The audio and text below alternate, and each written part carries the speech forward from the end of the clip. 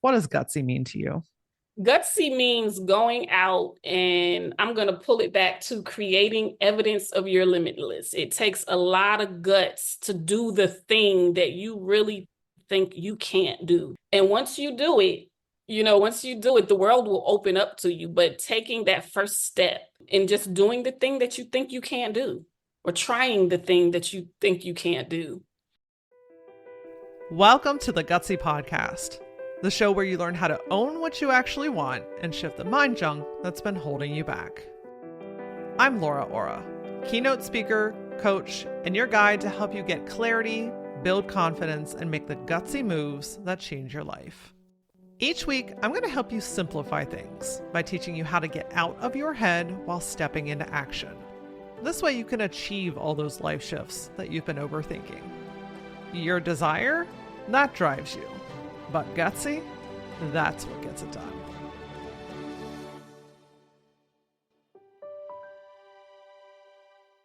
Sometimes life throws you a handful of lemons, and it can be really hard to remember the ingredients and how to make lemonade, or even have the desire to want to make it in the first place. When things get challenging, our human tendency is to shut down and isolate. But if we shift to gratitude and allow ourselves to experience each emotion, we can lessen the intensity and often move through the challenge with more ease. Today, we're talking with Dr. Tamara Stephens about how to keep going when things get tough, something that I know all of us experience. Dr. Tamara is a professor of nursing, NCLEX Coach, author of Well, of Course, There is an Art to Enhancing Your Life Experience, inspirational speaker, and philanthropist. At some point in her life, she began to recognize and understand that even the most challenging events were a necessary part of her personal evolution. Tamara has made it her mission to assist individuals in learning to be prudent students of the Earth School that we're all enrolled in. She nurtures seekers, encouraging curiosity, patience, acceptance, and appreciation for every life experience, empowering them to live their ultimate purpose. As we dig into this topic today, I want to remind you that just because you can do things alone doesn't mean you have to. And it's one of the foundational elements of why I built the Gutsy Collective. This is a space for women to come together, not only to support one another, but to gain the tools and resources that you need to be able to move forward. If there's something that you've been wanting to work on, a goal that you've been talking about achieving but can't seem to get there, or you're ready to revamp an area of your life or career, then the Gutsy Collective is going to be everything that you need to get past the point where you would typically stop. Get your free 2-week all-access pass at lauraora.com. All right, my friend, let's get into today's content where you're going to learn how to keep going when things get tough. Hey, Tamara, welcome to the Gutsy Podcast. Thank you for having me here.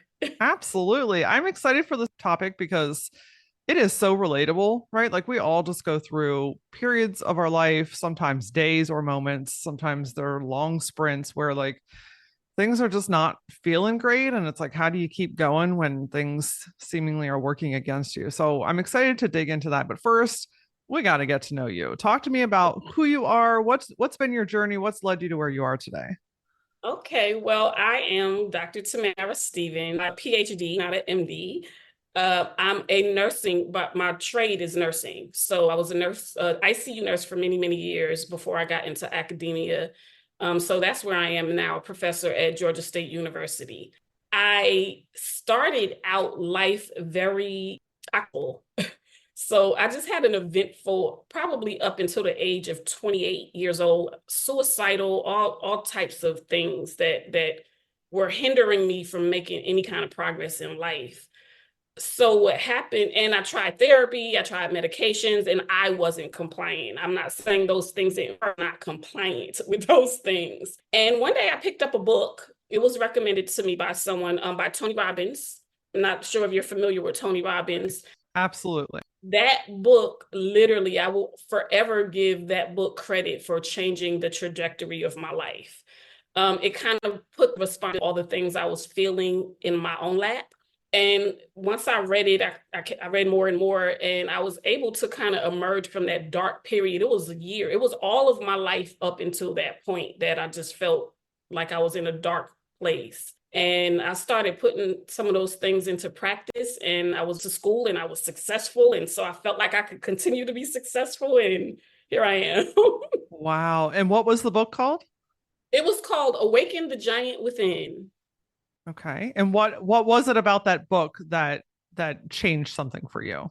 You know, until that point in life, I blew everything that I experienced on somebody, on my parents, mostly my parents, but I blamed everything on somebody. And you can't find resolution in yourself if you are blaming, right? So that book made me take accountability for my actions and the things that I said constantly, whether in my head, whether it was that self-talk or the things that I was articulating verbally.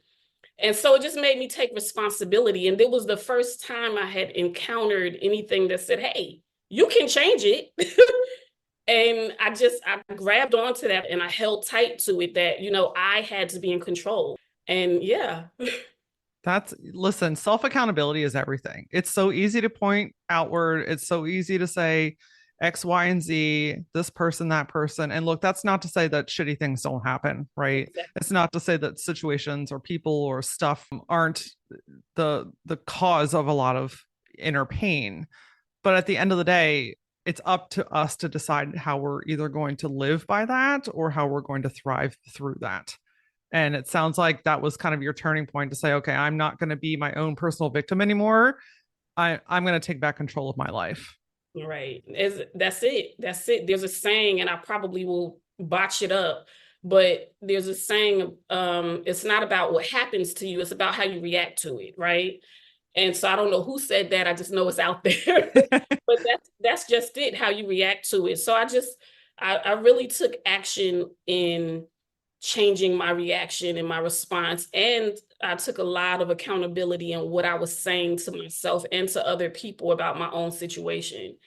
And sometimes just that tweaking of your words means so much, It really does. I mean, the littlest words, the way you talk about things, the way you react to things, the energy you put behind things, you're training yourself, right? Like you are training your mind and your body on what is really true in that moment. And never underestimate the power of small shifts, because just something as simple as shifting the way that you're speaking or thinking about something can be the reason that you change or you don't. That's it. Sometimes it just boils down to that, just the words. Words are so powerful. So I did that. I changed the words I used, and I had to really physically, I was writing things down like this is going to be my thought of the day. And, it was a process, but it worked. That's amazing. Well, clearly it worked because you've gone on to do amazing things. You're radiating with the most beautiful energy, and now you're helping other people through this. And I think that's one of the most incredible things about the self-healing journey is that you get to turn around and hold out your hand and say, hey, I've been through this. Let me guide you. Let me help you. Absolutely. Absolutely. So there's a concept that you're really passionate about teaching people on, and that is how to be prudent students of the Earth School. I just think that that's so interesting because it puts things into another perspective. Can you tell us a little bit about what that means? Like, what is that process all about? Absolutely. That concept comes from the author, Gary Zukav. He wrote a book called The Seat of the Soul. So I read that many years ago. His book was part of my journey out of darkness. And what he's saying is that we're born into Earth School. Earth is a school, and we are all here to learn. Okay. And we're all on this learning journey that contributes to the expansion of the universe, right? So for me, what that meant was all of my experiences are part of my learning journey. And when I look at it that way, when I look at things, life experiences as just part of my journey, part of my learning, and I ask myself all the time, what is this meant to teach me?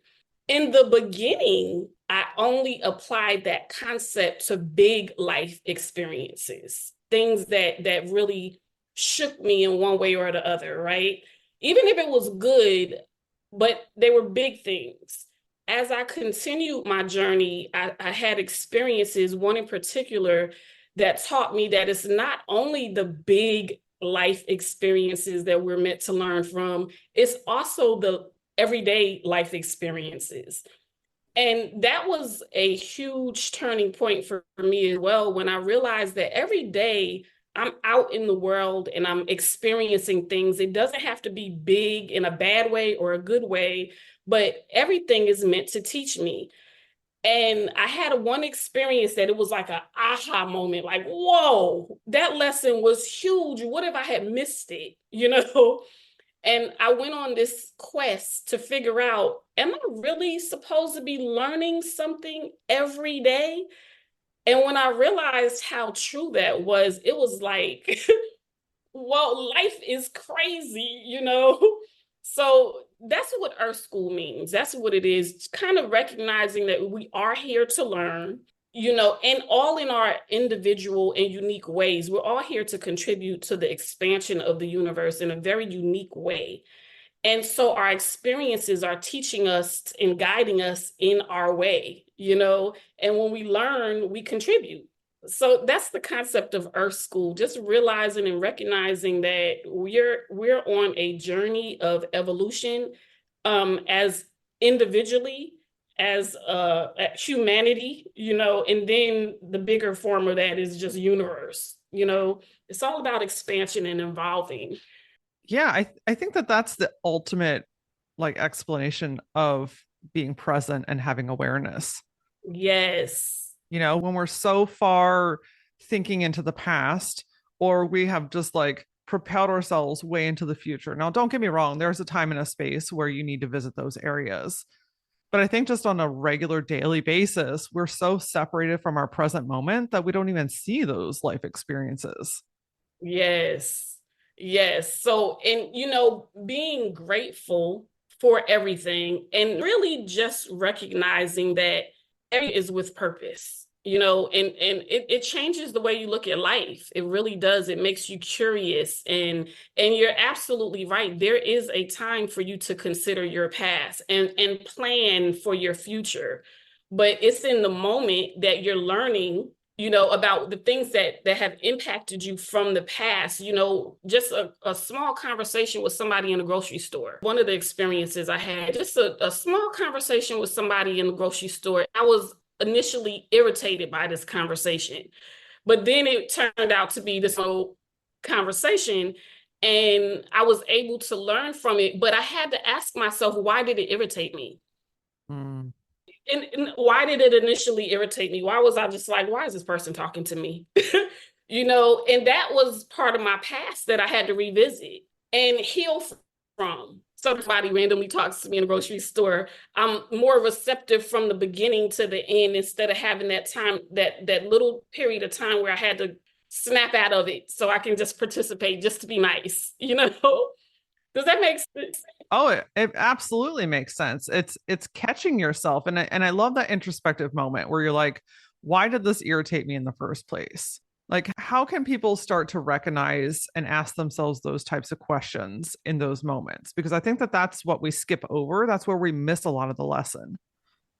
You said it just a minute ago, being present in the moment. You know, we have a tendency, and I don't know what contributes to that in our society, but we have a tendency not to be present for the little moments. And it is the little moments that constitute our entire life, right? It's not the vacations or getting fired at your job that have a fact. It's all of the little moments in between. So just being consciously going about your day present. And it's not an easy task. It's something that you have to talk to yourself about. You have to kind of plan for. You're not going to be present in every moment of every day. It's just not a thing, right? I practice this and I believe in it, but I catch myself where I'm thinking, what the heck did I do for the last hour? Like, where was, you know, and then I might have gone to the grocery store. I might have done a bunch of things that I wasn't present for because I can't remember the moments of it, you know? Yeah. So it's a process. It's a process. And it is, you know, our learning journey here.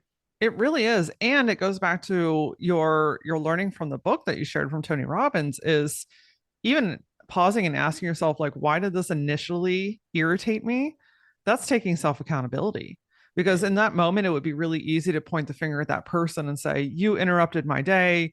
You're telling me things I don't want to hear. Like you're messing up my situation. I had a plan, right? Like that's what we're kind of used to doing. Right. Whereas what you did was you paused and you're like, it's actually not about that person at all. They were actually quite excited to see and talk to me. Right. What's going on inside of me? Right. What do I need to shift? How do I need to reground myself and get re-present in this moment and realize that there's so much goodness in those micro moments?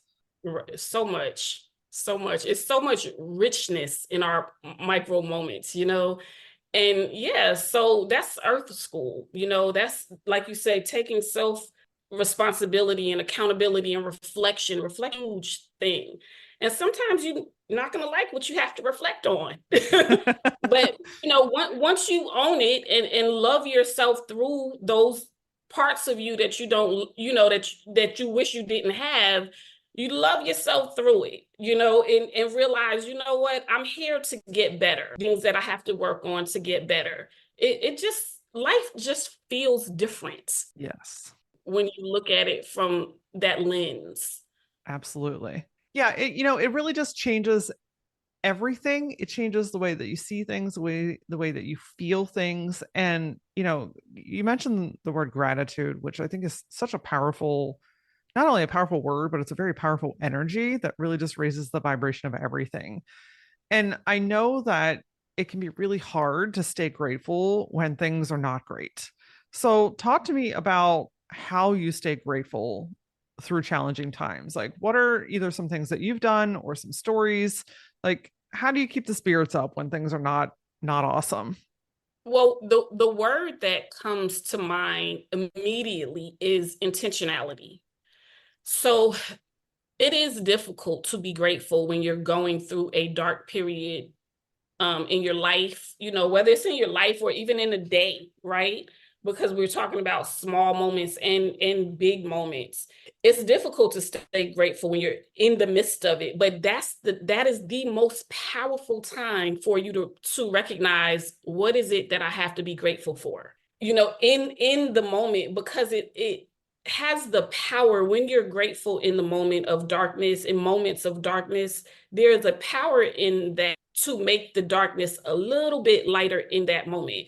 But you have to be intentional about it. You cannot hope it happens. You can't plan for it. You have to just be intentional. You know, you have to take a moment in the midst of whatever it is you're going through and say, I am going to choose to think about something that I'm grateful for. You know, something I did a long time ago. This was in the beginning of my, what I call my transformation.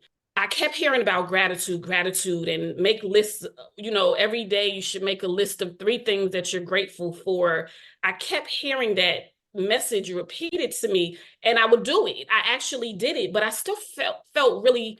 It was just hard for me to be in the midst of something and be grateful. So one day I took my list, the list that I had been working on every day, and I put it on everything on one piece of paper, and I put it in my purse. And my intention was, if something happens today to upset me, I am going to take this piece of paper out and just read it. I'm not going to rely on my mind to do the work for me. I'm just going to read what have I been grateful for? And I couldn't do it naturally. I couldn't just do it in my head in the midst of those moments. But if I had something that I said, the intention was, when I'm upset, take this piece of paper out. And I did that for years, and it worked. You know, it didn't work immediately because I would still forget that I had this piece of paper in my pocketbook, but it did work. It eventually worked. It became a habit for me until I didn't need that habit anymore. That's the key right there, is building a new habit, because our minds are trained to go to the worst, right? We forget the tools and techniques that we have. We forget the access. We forget to be grateful because it's just not second nature. Like, you have to form that new habit. And so I love that your focus was, okay, let me write this stuff down. Let me keep it with me. And the only thing that I have to remember is that when something is going sideways, all I need to do is pull out this piece of paper and read what I'm grateful about. Absolutely. Absolutely. And so it didn't put me in a position where I had to think about what I'm grateful for when I'm feeling, when things are sucking in the moment. Yep. It was already there, because sometimes when you're really going through it, you can't even think of anything you're grateful for. It's like, what the heck am I here for? So yeah. Yeah, it's like your brain just goes completely blank. Like all of a sudden I forget everything good at all. I have no idea what I'm doing. I have no idea what I'm working towards. It's just like that that moment or situation can take over so quickly, and it's like a disease that just spreads, you know, so quickly, right? Absolutely. Yes. Yeah.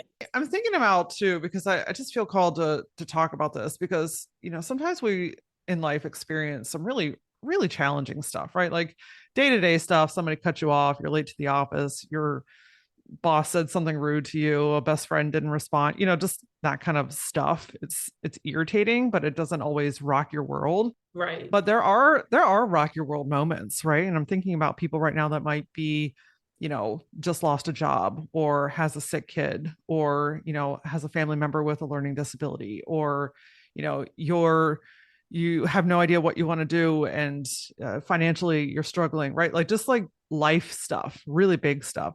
How do you recommend staying grateful through some of those bigger kind of chunky milestones that really make you question things? Right. I'm going to go back to the word intentionality. It is obviously very much more difficult during those big life events. I think when we start practicing what I'm saying in the small moments, we're more prepared to handle those big life events. And one thing I'll say, I don't like the idea and never want to come across as saying, don't experience grief, don't experience anger or sadness. We have to experience those emotions because they're part of the human experience. The idea is not to stay in it, right? For, to decrease the amount of time in um, sadness, grief, anger, to decrease the amount of time so you can be functional again. So if one of your kids are sick, that was one of the examples you just gave. That's huge. That rocks your world in ways that no one else can explain, right? Or unless you've been through it, you just don't know. But I do believe that when you've built up to this moment, you have a practice that you can find, you have to be there for that child, right? You have to be there and you have to kind of be a shining light for them. So it's important that you do have some kind of way to manage your experience of that, your feelings during that experience. And I think you just have to have some time alone and have some time to reflect and be grateful for your baby and be grateful for the times that you had when they weren't feeling, ill, and look forward to the times for them feeling better and understand your role in that situation. It's a little more challenging during those times, but you still have to put the work in. Absolutely. Listen, I 110% support the idea of feeling what you need to feel. Right. Like the mind body connection is so strong and so much more detailed than we even know. But the research really shows how much our thoughts affect our bodies. And when we don't feel, we store. And when we store, things get heavy. And feeling grief, feeling anger, feeling sadness, like I'm a big lover of the movie Inside Out because it just humanizes feelings and emotions so beautifully and in such a way that we can all really relate to. And it shows how integral and how important each emotion really is. It's a release, right? Like I work with a lot of women that are like, I don't know how to feel. I don't know how to express emotion. And it's because we've been taught as a society to like get your shit together and buckle it up and suck it down and deal with that later and be this warrior type of person. And I think that there's a time and a moment for that, but we also need that release time. We have to feel what we need to feel. Hmm. Yeah, I I agree, and recognize it as a feeling and not as who you are. I think sometimes we have a tendency, and I think women maybe, I'm not going to say just women. I think humans, we have a tendency to think the way I'm feeling is who I am, and it's not. It's a feeling, and it can pass if we don't hold on to it. But those are there are tools that you just have to use and stay connected to. You know, uh, I said this before. In the moments of difficulty, it's hard to even remember what are my tools? What do I do? But having things right at your fingertip helps. It helps you not have to mentally think about how do I get myself out of this. But I think it's good for us not to identify with our feelings and just recognize them as this is a feeling, it's an emotion, part of the human experience to have these feelings. But if I accept it, if I recognize it, if I allow my body and my mind to experience it, it will keep flowing. Feelings are energy, and energy moves, so it can move through us and not get stuck just moving inside our bodies and our minds. We want it to kind of move through us and not, just sit. Yeah, if that makes sense. If you find that you talk yourself out of things before you even get started, or your mind wants to take you on this wild goose chase when you have a new idea, but you are ready to make a change, you're ready to learn how to get out of your own way, then I've got a really simple free tool for you. If you don't have a ton of time and really enjoy the format of a podcast, then go to lauraora.com/foundations. Every day for 5 days, I'm going to send you short, very short episodes to teach you how to get out of your own way. Because once you learn how to quiet that noise in your head, my friend, you become unstoppable. Again, go to lauraora.com/foundations and I'll send you the first episode right away. Yeah, and I think that raises our resiliency, right? Like when you're going through challenging stuff, like it's challenging, right? Like that's why it's labeled as that. But when you allow those emotions to flow, like you just mentioned, it just, I don't know, there's just something about a really good cry that you're like, okay, and then you shake it out, that you're able to get back in the game, right? Or you healthily express anger and rage. Gosh, anger gets so much of a bad rap, and it's such a necessary emotion to process. And I always say safely express it, because of course we want to do that in a way that is good for our minds and bodies and the people around us. But we need to express it. And when you do that, when you get out that anger, whether it's a loud scream or a growl, or you're punching pillows, or just like going to a rage room, whatever you got to do to get that stuff out, it's like, oh, okay, I can breathe again. Now I'm thinking more clearly. Now I can get back into the situation that angered me so terribly, or has just built up so much emotion in me. Now I can get back into that and be a better version of myself for whatever the situation is. Yes. So two things that I do, and I'll share these two things with you. Please. I'm a screamer. Oh, I love it. Tell me. I am a screamer. I will get in my car and I will go to a parking lot, because I don't want anybody here to hear me scream and think I'm in some kind of distress where I need help. I just need to scream. Yep. And I will there's an Ingles. Ingles is a grocery store in Georgia. There's an Ingles that has this huge parking lot, and you can park somewhere and nobody's around. And I will scream. If I know that there are emotions that are just in my body, the emotions are moving, because if you really pay attention, if you're angry enough, you can feel it in your toes. You can feel it in your stomach and your fingers. And for me, that means that emotion, that anger it hasn't moved through me. It's moving in me, and I don't want it in me. So one of the things that I do is go to that parking lot and I will scream my lungs out, and it feels so good. Yes. It feels so good. And then the other thing I do when it's a little less dramatic is journal. I'm a huge journaler. I have been journaling since I was a teenager, if not younger. So I have millions of journals all over the place. But I write, and it doesn't matter Sometimes people say, I don't like to journal. I never know what to write. Whatever comes up, I never know what I'm going to journal when I sit down with the pen and the book. But I just let whatever I'm feeling, sometimes it doesn't make any sense. It doesn't have to make any sense. Nobody's supposed to read it. I don't even go back to some of my distress journaling because it's just my way of releasing it, getting it on paper. Journaling has really been part of my journey as well. Journaling and screaming. I don't know where I got that from, Laura Ora. And that's okay. But I know it helps. I feel better. And almost instantly, I would bet. Like almost instantly. You go, you park in the parking lot, you just start wailing out this gnarly scream, which I have done the same thing. So I'm high-fiving you. And then it kind of starts to settle down. And Yeah. then all of a sudden you can breathe a little bit more clearly.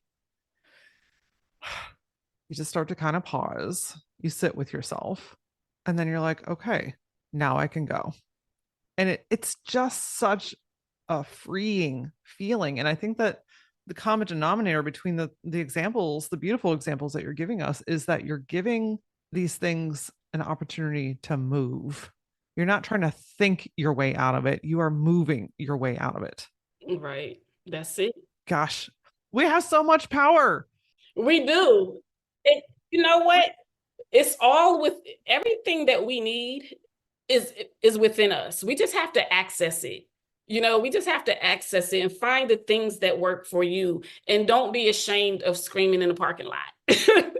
you know, do what you have to do to have the best life experience that you can. Yes. And something you just said is like, don't feel shameful about screaming in a parking lot. I think that's where a lot of stuff comes up too, is because we feel like, well, I shouldn't have to scream in a parking lot, or, gosh, why do I have to journal these things out? Why can't things just be flowing? And we get away from just a natural sense of self love and compassion, right? We're so hard on ourselves. How do you practice allowing yourself to do those things and loving yourself while you're going through this stuff? One of the things that you said is we're really hard on ourselves, and it boils down to we take things so seriously and so personal. And and I get it, and you feel like you shouldn't have to do these things, but it's all part of the human experience. Even recognizing the idea, I know I sound like I'm all over the place, but bear with me for a minute. The idea of support groups, right? You get in this group and it's a support group because you're there with other people experiencing the same thing that you are experiencing, and you recognize that, oh, okay, I'm not by myself, right?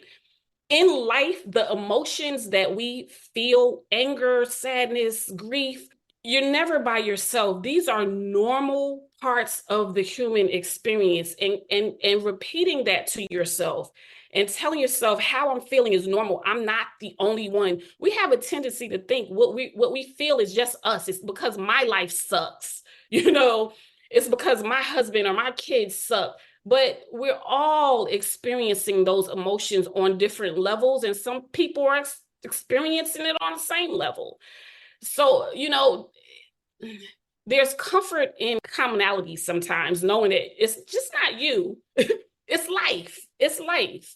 And there are ways to cope. There are ways that you can feel better, but you have to practice those ways. You can't stay in the mindset of why is this happening? It's happening because it's part of your journey, and you have an opportunity to experience it differently than you are if you're intentional about how you want to experience it, how long you want to experience it. There are tools out there that you can use to lessen the time and to realize that, it's just not me. This is the human experience. Look around. Yeah, listen, community, grossly underrated.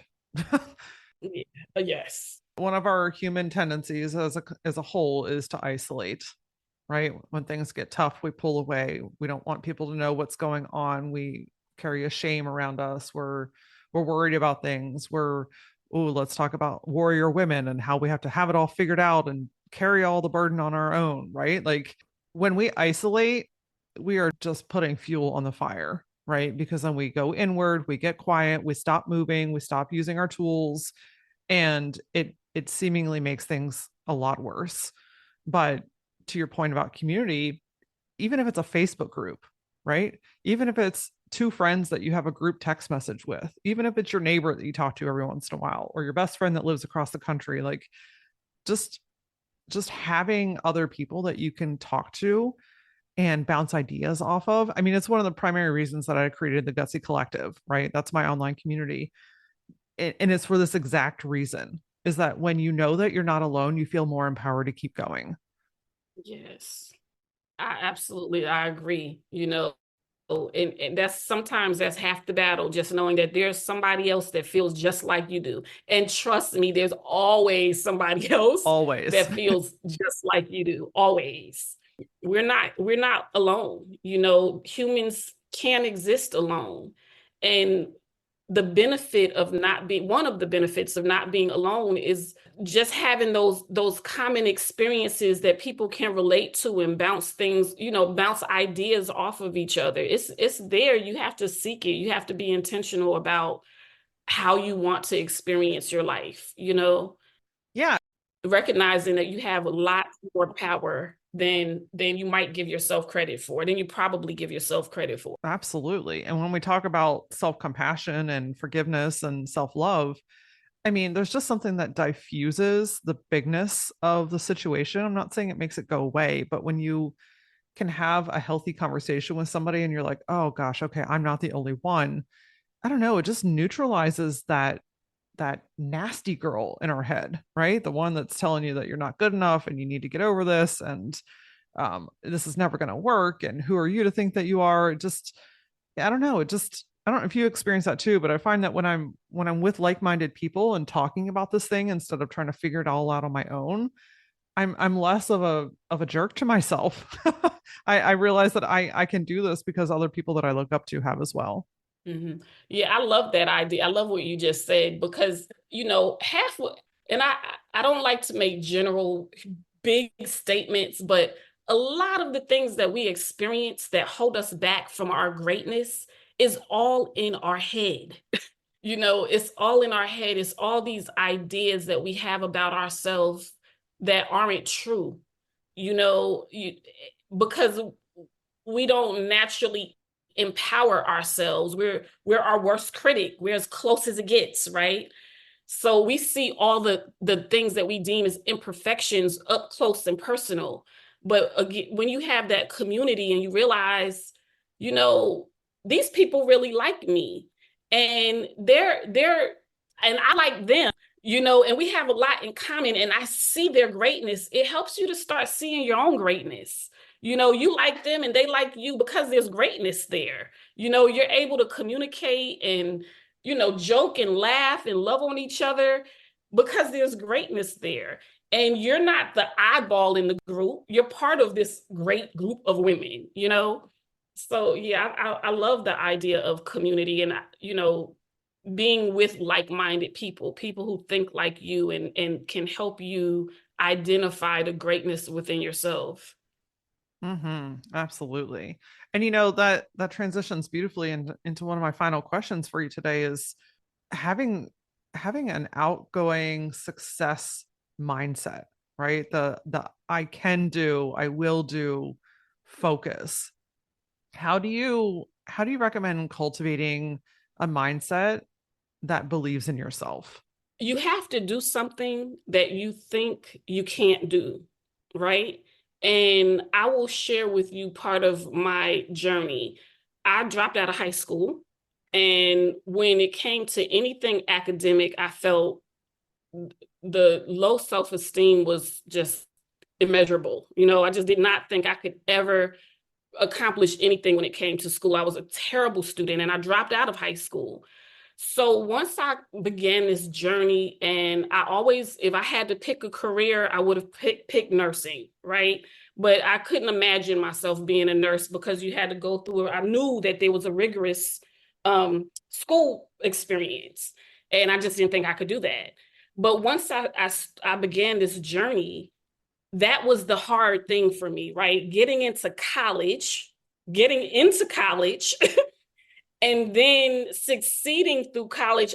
I didn't think I could do that, but everything that I had read and the place that I had gotten myself to at that point said, Tamara, you have to try. If you fail, there'll be something else, but you have to try. And so when I enrolled in college, all I had to take the low end classes in the beginning, the remedial math and the remedial English. I had to go through that process, and I did, and I was successful. And so it gave me a little more confidence when I got into the real classes, prerequisites for nursing. And then I was successful again, and I said, okay, I'm on a roll. I think I can do this. And then I got accepted into nursing school, which was a highly competitive school within the college to get into, within the university to get into, and I was accepted. So I started to create evidence of my limitlessness. And the more evidence I created, the more it empowered me to keep going. But I just believe how you have to do something that you think you can't do. And you have to do it with intentionality. I went in saying, I'm going to do the very best that I can do. But my best up until that point got me to being a high school dropout. And so that's what you have to do. You have to create that evidence of limitlessness, create those opportunities of success on a small level at first. Even getting accepted into college at all, even though I had to take all the remedial classes, that was an accomplishment because they accepted me. And so just kind of growing and growing. Once I made it out of my undergraduate nursing degree program, there was really nothing anybody could ever tell me I couldn't do. It was the hardest thing I had ever experienced. I cried through the entire program, but I made it. But you made it. And that was it. But I made it. And once I made it, there's just nothing that I don't think I can do. I don't know if that's a good thing or a bad thing, but there's not. What a beautifully brilliant story to share with us. And listen, I don't know if you have coined the phrase evidence of my limitlessness, but you need to, because that's got some real zing to it. It's actually one of my keynotes. Well, I was going to ask, is that a keynote? Because it needs to be. It is. Yeah. It's powerful because it, to your point, like you can either listen to the thoughts that you can't, or you can try it and see if you can. And right.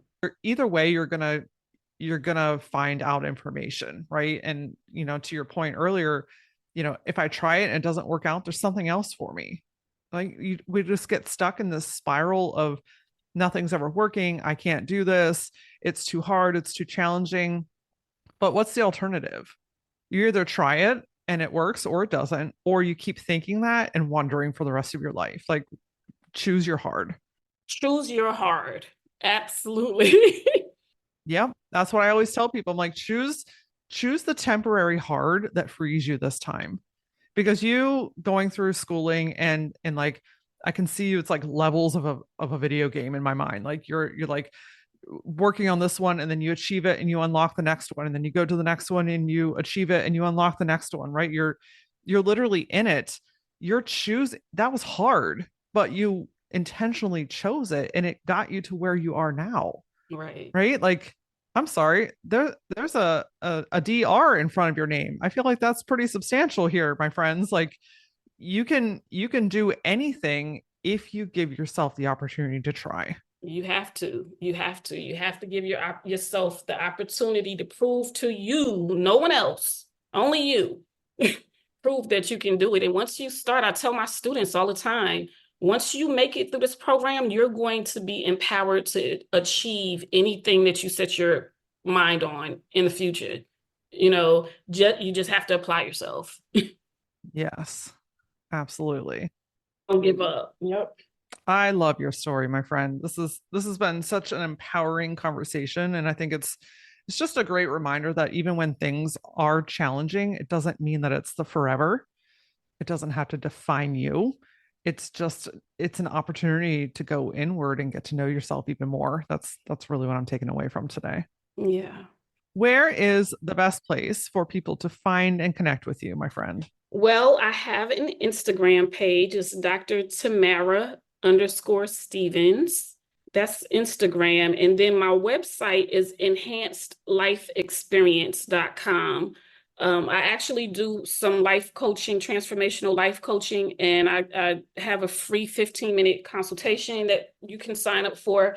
And let me go back with the website is, again, enhanced life experience, but there's only one E between life and experience. So there you can, again, sign up for a consultation for life coaching, or you can purchase my book, Well, of Course. Well, of Course is the name of my book. Amazing. That I love that. I can feel the stories in that book. I will make sure that we link all of those amazing links in the show notes. And my final question for you, Tamara, is what does gutsy mean to you? Gutsy means going out, and I'm going to pull it back to creating evidence of your limitless. It takes a lot of guts to do the thing that you really think you can't do. And once you do it, the world will open up to you. But taking that first step, and just doing the thing that you think you can't do, or trying the thing that you think you can't do. And it expands into infinite amazingness, right? Anything is possible when you give it a try. When you give it a try.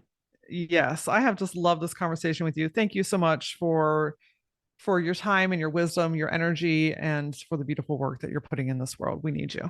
Thank you, Laura Ora. I appreciate the opportunity to talk to you today. It was fun. Absolutely. Everything is possible when you have the right attitude, the right tools, and the right support around you. If today's episode inspired you, I'm going to ask 2 favors of you. 1, share it with somebody in your world that could use a little oomph, a little encouragement, some new words of wisdom. And 2, would you go to Apple Podcasts and leave a 5-star review? Every share and every review helps us to reach more amazing listeners like you. You can also connect with me online. I love to play the most on Facebook and TikTok. You can find me using @thatlauraora. And as always, until I see you next time, stay gutsy.